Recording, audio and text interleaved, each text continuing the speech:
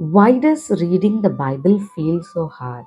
It's already post couple of days in 2025 and we are still searching for the perfect plan or sorting out a perfect plan to make ourselves consistent and regular in reading the Bible. But reading Bible is not a chore or a to-do task to complete or a duty to fulfill. It's the time we spend in God's presence to know more about who God is. So it's actually done with the help of Holy Spirit, not by a motivation or a discipline that we push ourselves into, but it's eagerness to know more about God. It's hunger and not about a daily task or duty or a guilt. Think about this. If we are in love with someone, we naturally find different ways.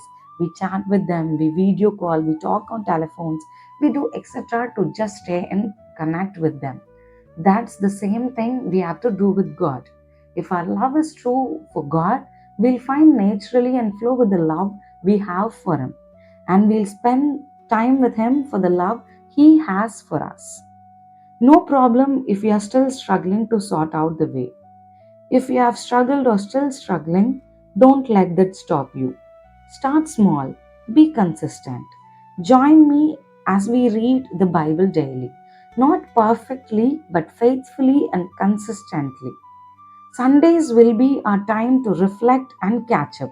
So basically, Sunday is off. Together, come, let's grow closer to God, step by step, day by day, one day at a time. This is your moment to begin.